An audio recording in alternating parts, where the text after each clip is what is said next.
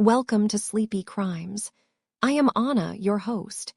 Tonight, we drift into the shadows of the Albert DeSalvo prison murder. The air is heavy tonight, thick with the scent of damp earth and the distant, rhythmic pulse of the Atlantic Ocean. We find ourselves in the year 1973, in the heart of a cold, unforgiving November in Massachusetts. Imagine a place where the gray stone walls stand like silent sentinels against a darkening sky. This is Walpole State Prison, a fortress of iron and concrete designed to hold the secrets of the desperate. The wind howls softly through the chain-link fences, a lonely sound that carries the weight of 1,000 unspoken stories. Inside these walls, the light is dim and amber, casting long, wavering shadows across the corridors. The world outside is asleep, tucked away in the quiet towns of New England, but here, the silence is different. It is a heavy, watchful silence, the kind that feels as though the building itself is holding its breath, waiting for something to break. We are stepping back to the night of the 24th of November, as the clock slowly ticks toward the early hours of the 25th. The temperature has dropped, leaving a thin glaze of frost on the high windows of the guard towers, and the world feels small, confined to the echoing halls of a maximum security nightmare. In 1973, Walpole was a place of profound unrest. It was a labyrinth of steel where tension lived in the very marrow of the architecture. The inmates and the guards moved in a delicate, dangerous dance, a friction that hummed like a live wire. Albert DeSalvo, a man of 42 years, was a resident of this shadow world. To the public, he was a name that inspired terror, the man who had confessed to the horrific crimes of the Boston Strangler. Yet, in the quiet of his cell, he was a man who had begun to recant, a man who claimed that the truth was far more complex than the headlines suggested. On this particular evening, the 24th of November, DeSalvo was not in his usual cell. He had been moved to the prison infirmary. Imagine the infirmary, a long, narrow wing where the floor is polished to a mirror-like shine, reflecting the flickering fluorescent lights above. The air here carries a sharp, clinical bite, the smell of antiseptic and rubbing alcohol mingling with the faint, stale odor of old mattresses. DeSalvo was frightened. He had reached out to his doctor, Ames Roby, with a sense of desperate urgency. He claimed he had something important to say, a revelation about the Strangler murders that could no longer wait. But as the sun dipped below the horizon, and the prison settled into its nighttime routine, that revelation remained locked behind his teeth. The path to the infirmary was guarded by a series of heavy checkpoints. Each gate was a massive assembly of bars that slid shut with a resounding, metallic thud, a sound that seemed to vibrate through the soles of one's shoes. To move through the prison at night was to navigate a sea of echoing footsteps and the distant, muffled sounds of men breathing in their sleep. The infirmary door was a specific point of finality. It was a thick, painted slab of metal with a small, reinforced window that offered only a narrow glimpse into the room beyond. The brass handle was worn smooth by years of nervous hands, its surface cold and unfeeling. Inside, the room was sparsely furnished. A single bed, a small nightstand, and the rhythmic, soft hum of a heating vent. Albert DeSalvo lay there, perhaps watching the shadows shift across the ceiling as the clouds moved past the moon outside. He was alone, yet the atmosphere in the wing felt crowded with a strange, invisible pressure. There were whispers in Walpole that the security was not as impenetrable as it seemed, that certain doors could be opened by the right hands at the right time. The night deepened, the minutes stretching out like pulled taffy, until the clocks throughout the facility marked the arrival of the 25th of November. It was in those early, spectral hours of the morning that a guard made his rounds. His boots made a rhythmic, scuffing sound on the concrete, a lonely percussion in the hollow hallway. The light was particularly thin in this section of the prison, a sickly yellow that barely reached the corners of the ceiling. As he approached the infirmary door, he noticed a stillness that felt heavier than usual. The air around the door seemed to have grown colder, a localized chill that made the hair on his arms stand up. He reached for his keys, the heavy ring jingling softly, a cheerful sound that felt out of place in such a somber setting. The key slid into the lock with a precise, oily click. The mechanism turned, and the door groaned on its hinges, a slow, rusted sound that seemed to protest the intrusion. When the door swung open, the guard did not see a man peacefully asleep. Instead, the scene was one of frozen, violent chaos. Albert DeSalvo lay on the bed, his body a map of 16 deep, jagged wounds. The silence of the room was now absolute, broken only by the faint, distant dripping of a faucet. The man who had once been the center of a city's nightmare had been silenced in the very place meant for healing, his blood soaking into the thin white sheets of the infirmary cot. The discovery of the body sent a ripple of cold shock through the darkened prison. The infirmary door, once a barrier of safety, now stood wide as a gateway to an unsolved mystery. Investigators would later note that the killer had to pass through 6 separate security checkpoints to reach DeSalvo, moving like a phantom through the most secure facility in the state. No one had heard a struggle. No one had seen a face in the shadows. The wounds were precise, focused on the heart, delivered with a chilling efficiency that suggested a planned execution rather than a spontaneous outburst. As the sun began to rise on the morning of November 25, casting a pale, gray light over the stone walls of Walpole, the questions began to pile up like snow in a winter storm. Who wanted to silence the man who knew the secrets of the Boston Strangler? How did the killer vanish back through those 6 checkpoints, leaving no trace but the cooling body behind the infirmary door? For now, we leave the scene as it was found, chilled, quiet, and draped in the heavy shroud of a prison's dark history.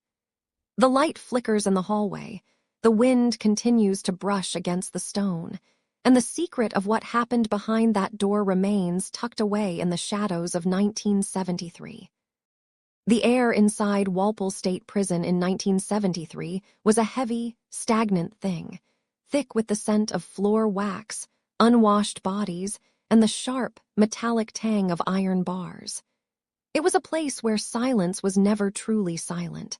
It was a layered composition of distant shouts, the rhythmic thud of a guard's boots on the concrete, and the constant, low-frequency hum of 1,000 men trapped in stone.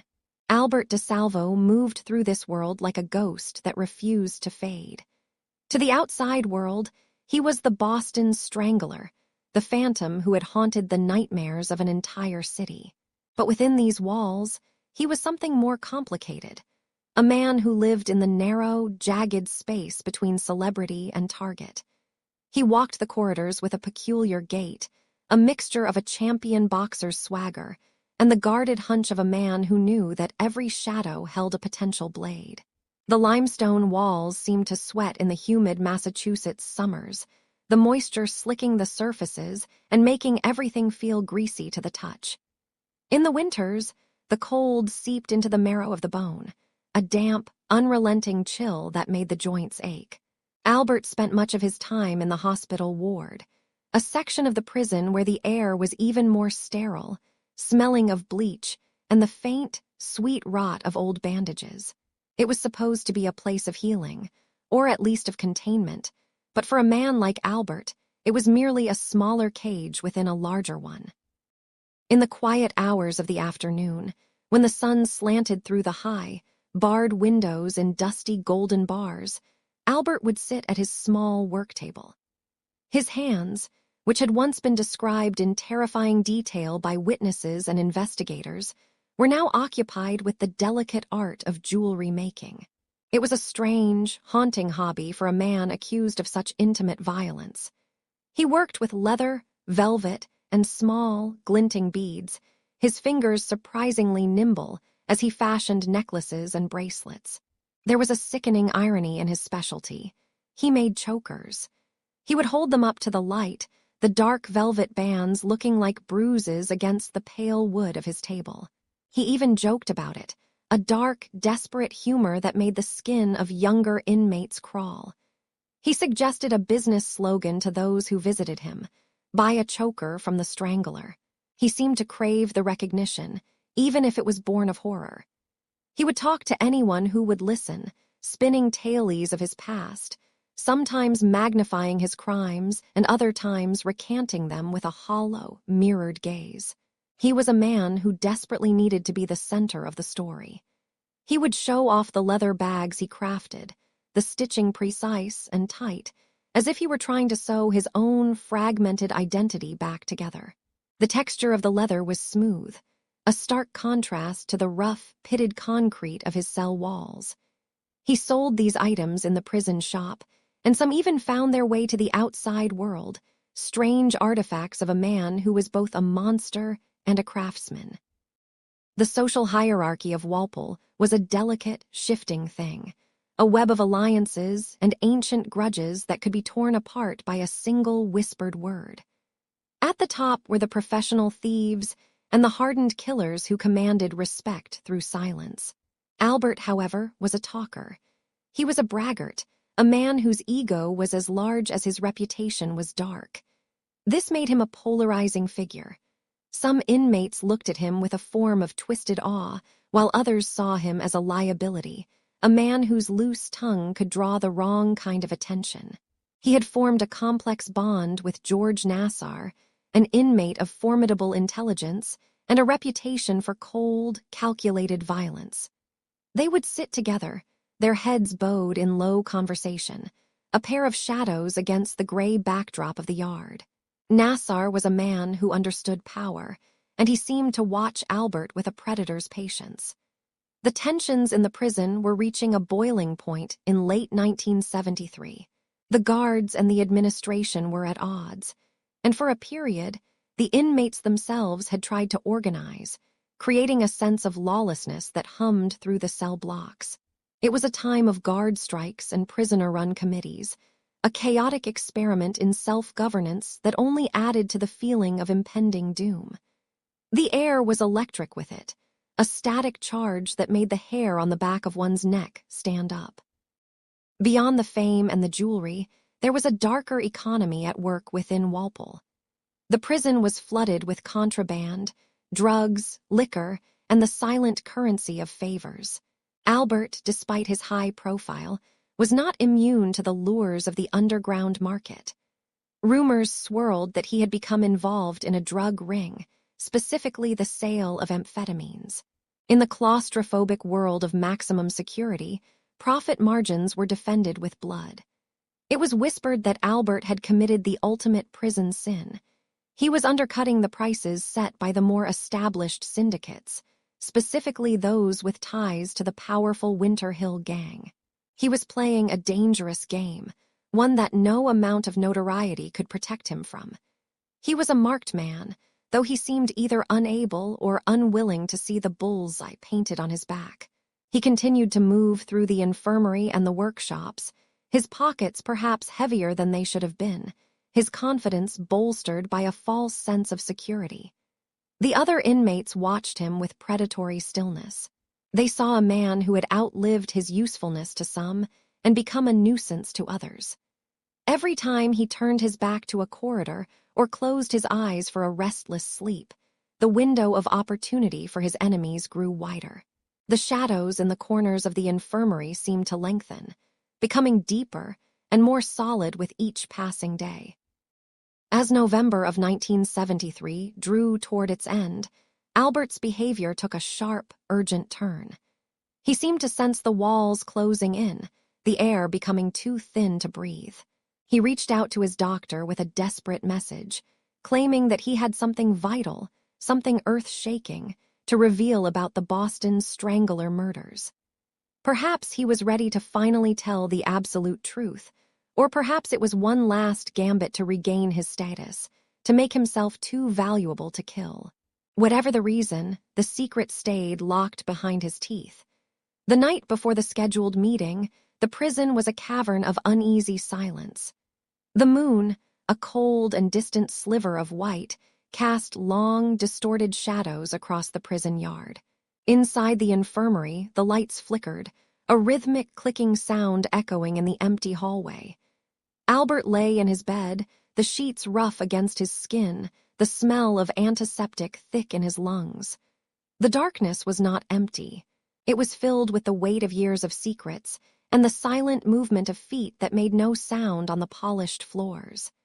The tensions that had been simmering for months, the drug debts, the shattered alliances, the resentment of a man who bragged too much, were about to converge in the heart of the infirmary.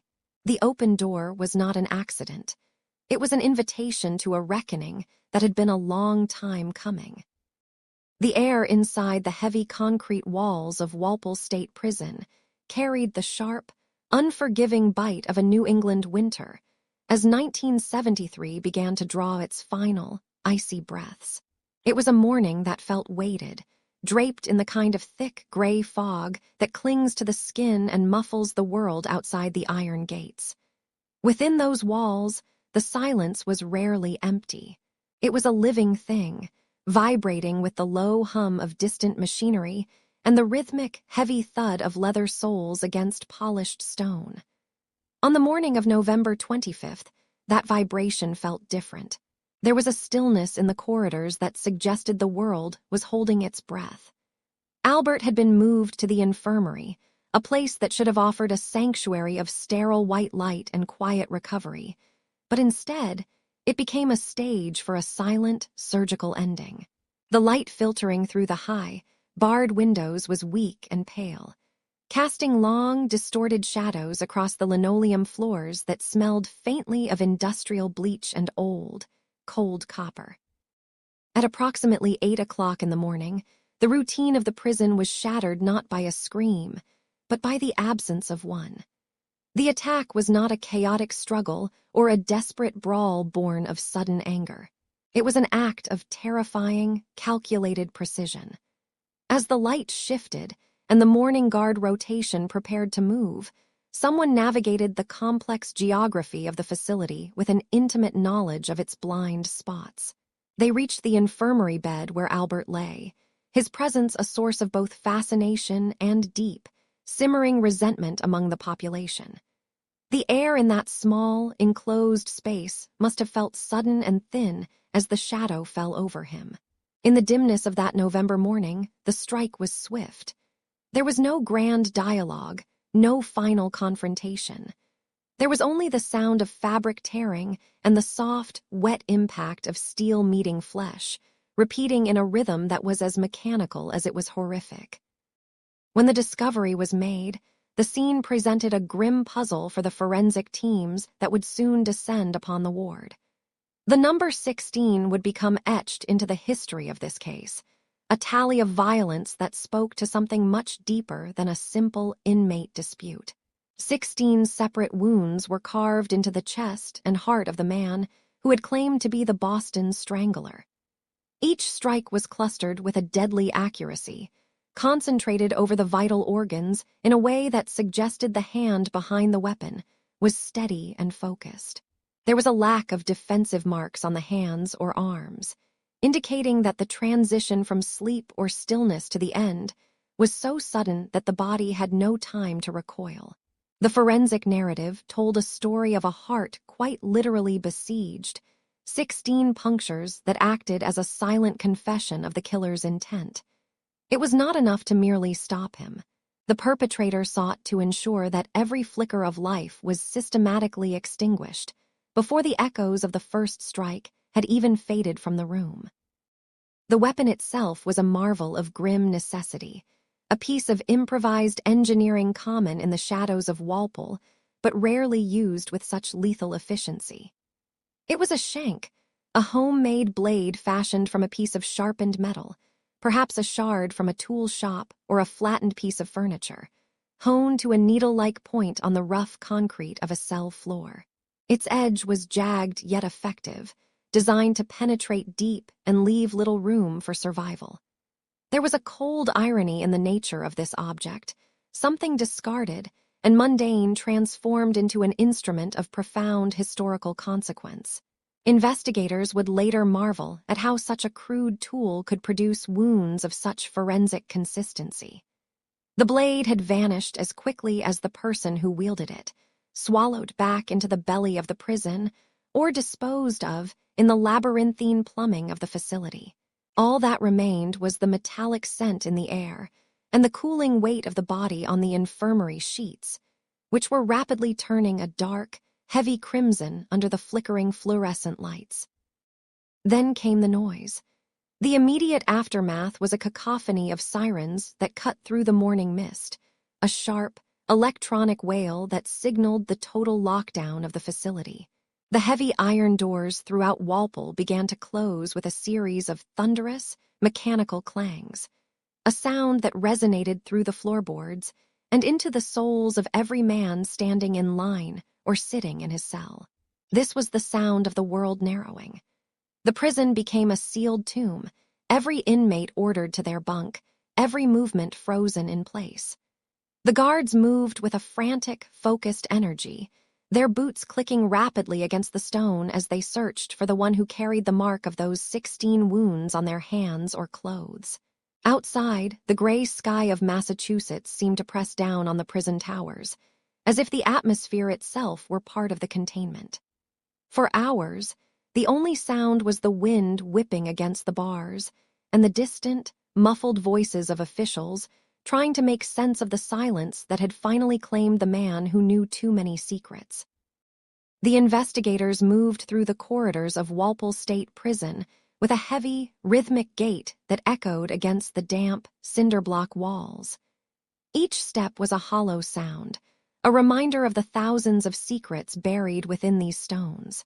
The air inside was thick, a suffocating mixture of industrial floor wax, stale tobacco, and the metallic tang of old plumbing. It was a weight that settled in the lungs and on the shoulders of the men tasked with finding the truth about what happened on that dark night of November 25, 1973. They gathered in a small, windowless briefing room where the only light came from a flickering fluorescent tube overhead. The light hummed with a persistent, insect-like buzz, casting long, jittery shadows across the wooden table.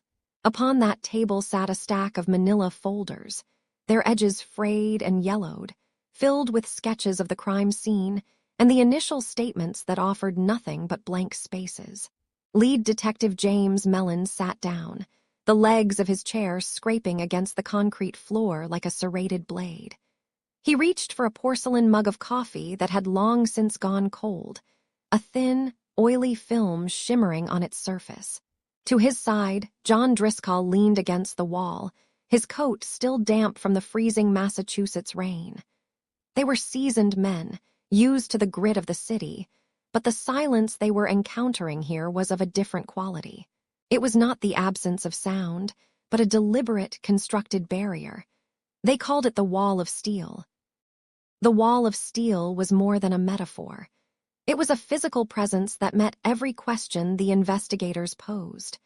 When they brought the first group of inmates into the interrogation room, the atmosphere changed instantly. The room became colder, the air more stagnant. The prisoners sat across from the detectives with eyes like polished stones, vacant and unreadable. One by one, they were asked what they had seen in the infirmary during those frantic moments. The responses were a rehearsed symphony of denial. "I was sleeping," one would say, his voice a flat, emotionless rasp. "I didn't hear a thing," whispered another, his hands resting motionless on the table, the knuckles scarred and thick. The convict code was absolute. In a place like Walpole, to speak was to sign your own death warrant. The investigators watched the clock on the wall, its second hand ticking forward with agonizing slowness. 1 minute, then 2, then 5, swallowed by a silence so heavy it felt as though the room itself were shrinking. The detectives could see the tension in the inmates' jaws, the way their pulses throbbed in their necks, but not a single word of substance crossed their lips. It was a collective vanishing of memory. Dozens of men had been within earshot of the struggle, within sight of the blood, yet legally, they were all blind and deaf. This was the fortress that Albert DeSalvo's killer had retreated into, a sanctuary built of silence and shadows. Outside the interrogation room, the prison continued its low, menacing growl. The sound of distant shouting, the rhythmic clanging of metal cups against bars, and the sharp, sudden whistles of the guards created a backdrop of constant agitation. The investigators paced the narrow hallways, their leather soles clicking sharply. They focused their attention on Robert Wilson, a man whose reputation within the walls preceded him. Wilson was a figure associated with the Winter Hill Gang, a man who moved through the prison with a terrifying, predatory grace. When they brought him in, he didn't sit like the others. He lounged, his posture a deliberate insult to the authority of the state. He looked at the investigators with a faint, mocking smile that never reached his eyes. Mellon leaned forward, the smell of the cold coffee and his own exhaustion hanging between them. He spoke Wilson's name, but the response was a slow, deliberate exhale of breath. Wilson didn't even bother to deny the accusations with words. He simply stared, his gaze drifting to a corner of the ceiling, as if watching something invisible and far more interesting than the men in suits. There was no murder weapon to present to him, no fingerprints that hadn't been wiped clean by the professional efficiency of the hit. The investigators knew that without a witness willing to break the wall of steel, Wilson was untouchable. They felt the frustration boiling beneath their skin, a desperate need to crack the facade, but the more they pushed, the more the prison seemed to tighten its grip on the truth. As the days bled into one another, a darker realization began to settle over the investigation. It wasn't just the inmates who were silent. There were whispers, faint and flickering like the shadows in the cell blocks, of guards who had been standing at the ends of the corridors. Some spoke of figures in uniform who had suddenly found reasons to be elsewhere, just as the infirmary doors were being breached. The investigators examined the logs, their eyes straining under the dim light as they traced the movements of the staff on duty. Everything appeared orderly on paper, a perfect record of a secure facility, but the reality was a web of inconsistencies. A door that should have been locked was found ajar. A security camera that had been malfunctioning for weeks. The investigators felt as though they were walking through a hall of mirrors, where every lead led back to a reflection of their own failure. They interviewed a guard who had been near the infirmary that night. He was a man with 20 years of service, his face a map of deep lines and graying stubble. He kept his eyes fixed on his own boots as he spoke, his voice trembling ever so slightly. He told them he had seen nothing, but his fingers compulsively twisted a loose thread on his sleeve. The detectives could sense the fear radiating off him, a terror that surpassed any respect for the law. In the ecosystem of Walpole, the guards lived in the same shadow as the prisoners. They knew that a betrayal of the status quo could result in a shank in the dark, just as easily for them as for any inmate. The wall of steel was not just for those behind bars. It had encased the entire institution. The investigators returned to the infirmary one last time, seeking some missed detail in the sterile, white-tiled room where Albert DeSalvo had drawn his final breath. The smell of bleach was overwhelming now, a sharp, chemical sting that burned the nostrils. It was as if the prison were trying to scrub away the very memory of the violence. They stood by the bed, looking at the floor where the blood had pooled in the grout between the tiles. The silence here was different. It was the silence of a grave. Mellon reached out and touched the cold metal rail of the bed, his hand shaking slightly from the cold. He thought of the high-profile nature of the victim, the man the world knew as the Boston Strangler, and the irony that in this place, he was just another number, another problem solved by a sharp piece of steel. The investigation was stalling, sinking into the mire of uncooperative witnesses and compromised evidence. Every door they tried to open was locked from the inside. They were fighting a ghost, a killer who had disappeared into the collective anonymity of 1,000 men. As they prepared to leave, the sun began to set over the high, barbed wire fences, casting a blood-red glow over the yard. The shadows of the watchtowers stretched long and thin, like fingers reaching out to claim the secrets of the night. The investigators drove away in silence, the engine of their car the only sound in the twilight. Behind them, the wall of steel remained standing, cold and impenetrable, guarding the identity of the person who had silenced the most famous prisoner in America.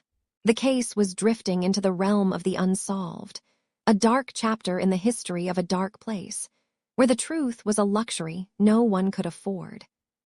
The iron gates of Walpole State Prison did more than just hold men inside. They created a world with its own gravity, its own oxygen, and its own brutal, unspoken laws. By the early 1970s, the atmosphere within those stone walls was thick with a tension that never truly dissipated. It was a heavy, metallic scent, a mixture of industrial floor wax and the cold, damp breath of the ventilation system. While the Commonwealth of Massachusetts believed its guards held the keys, the inmates knew the true architecture of power was invisible.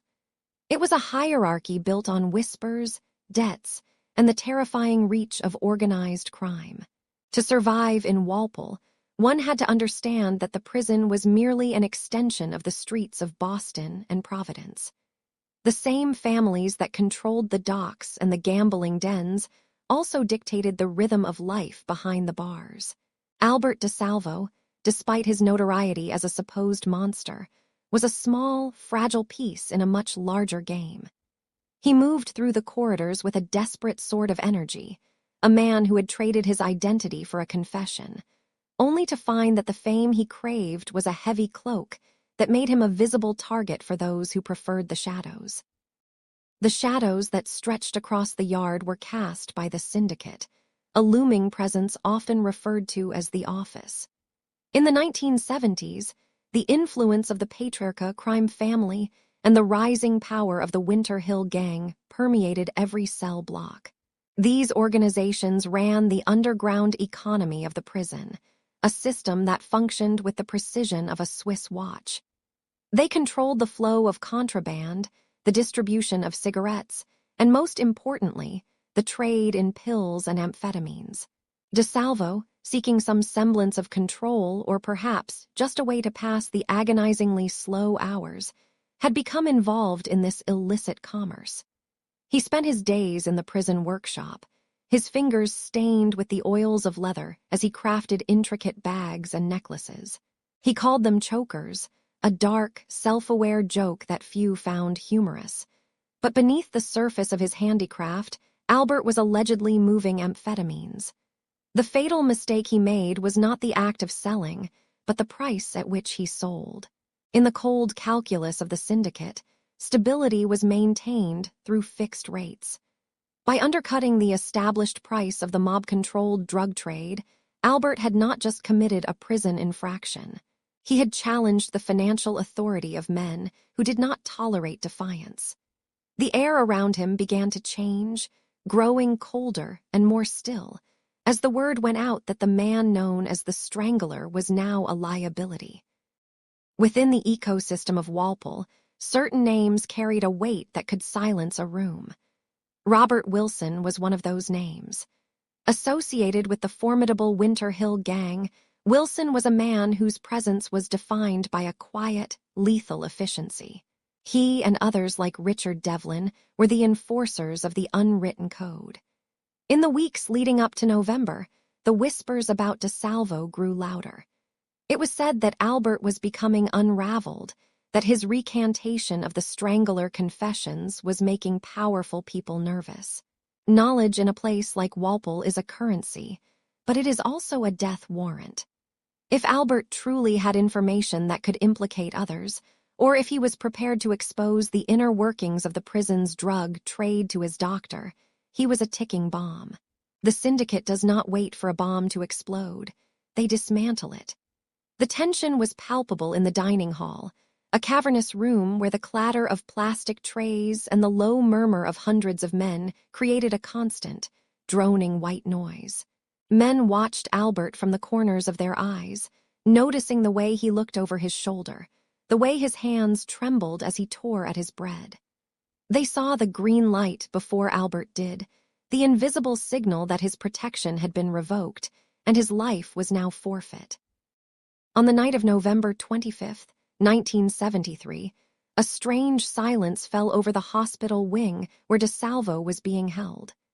It was the eve of Thanksgiving, a time when the skeletal staff of the prison was stretched thin, and the vigilance of the guards often wavered under the weight of holiday boredom. The hospital wing was supposed to be a sanctuary of sorts, separated from the general population by 6 separate security checkpoints. Each gate was made of heavy, reinforced steel, designed to groan loudly whenever they were opened. Yet somehow, the physics of the prison seemed to bend that night. The killers moved like ghosts through the labyrinth of the infirmary. They did not need to break locks. It was whispered for years that the keys were turned by hands that had been greased with syndicate silver. Imagine the sound of a soft footfall on a linoleum floor, the distant hum of a flickering fluorescent light, and the sudden, sharp metallic click of a cell door sliding open. Albert would have seen them, 2 or 3 figures silhouetted against the dim light of the corridor. There was no struggle that left a mark on the room, no frantic cry for help that reached the ears of the duty officers. The hit was professional, clinical, and devastatingly swift. When the morning light finally touched the gray stones of Walpole, it revealed a scene of startling brutality. Albert DeSalvo lay in his bunk, his body punctured 16 times by a thin, makeshift blade. The wounds were concentrated with terrifying accuracy around his heart. The blood had pooled on the thin mattress, a dark, blooming flower in the sterile environment of the infirmary. The investigation that followed was a masterclass in institutional silence. Robert Wilson and Richard Devlin were eventually brought to trial, but the proceedings were hollow. In the courtroom, the air was thick with a different kind of fear. Witness after witness suffered from sudden lapses in memory.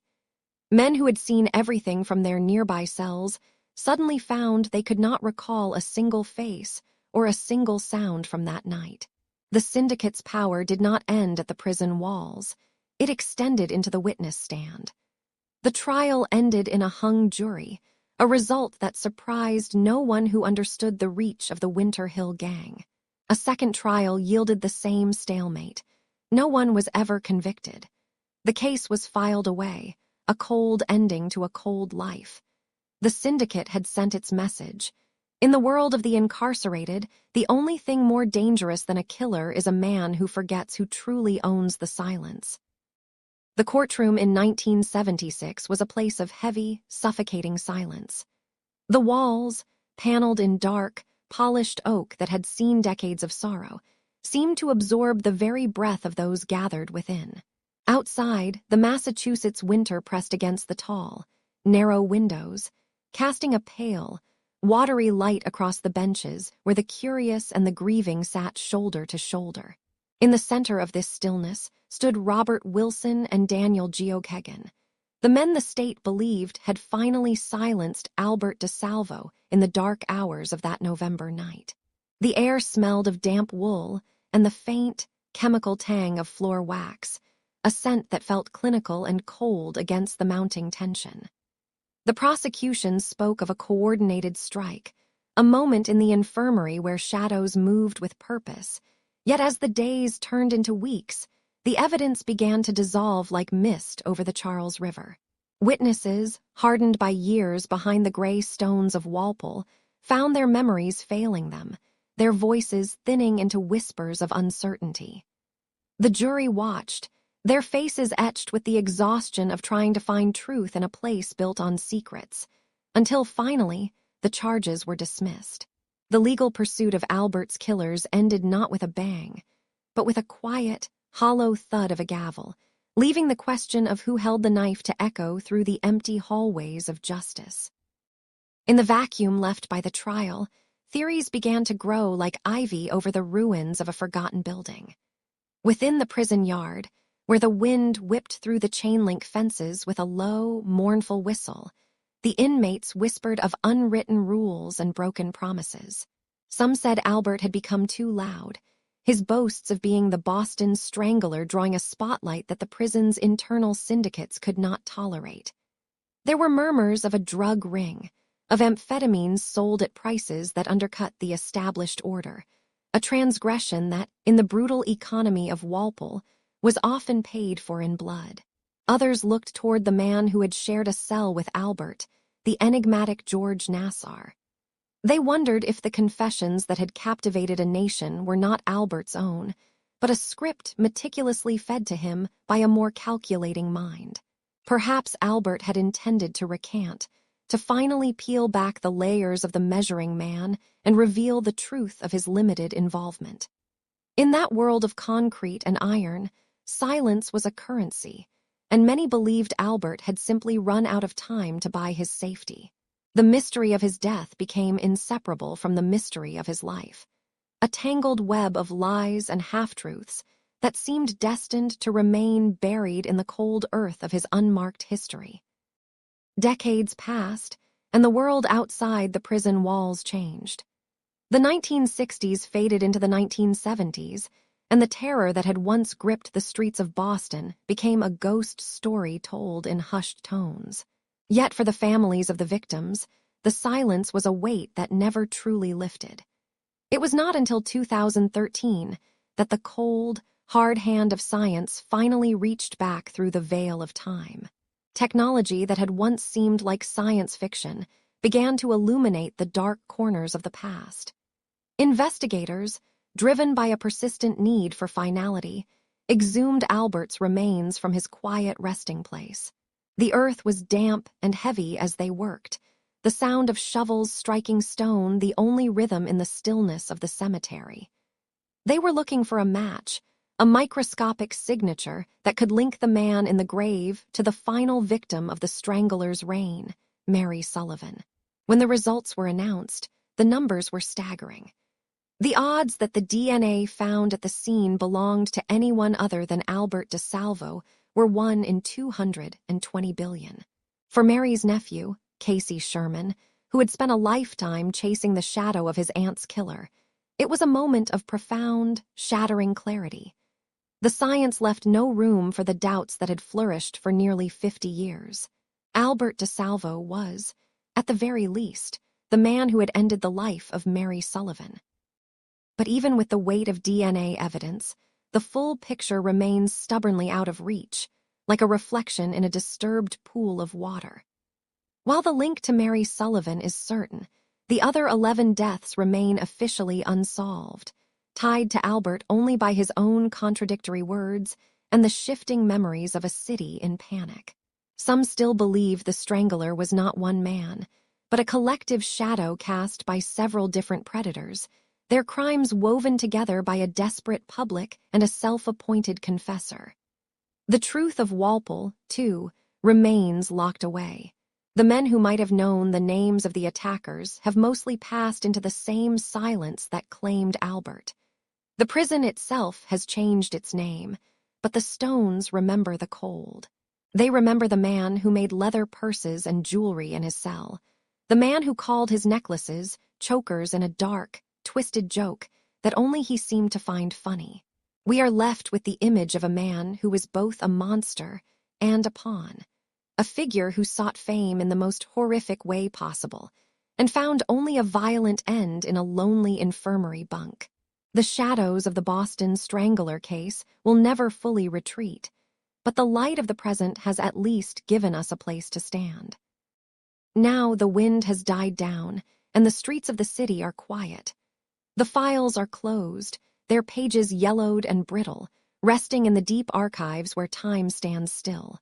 The fear that once kept doors locked and windows barred has long since evaporated, leaving only the soft, rhythmic pulse of the night. Feel the coolness of your pillow against your cheek and the gentle weight of the blankets as they settle around you. The world of 1962 and the gray walls of Walpole are far away, separated from you by the vast, peaceful ocean of time. There are no more questions to answer, no more mysteries to solve tonight. The air in your room is still and safe, carrying only the faint, comforting scent of home. Let your thoughts drift like fallen leaves on a slow-moving stream, carried away into the soft darkness. The case rests now. Let the details fade. You are safe. Close your eyes, breathe deeply, and have a good night. Sleep well.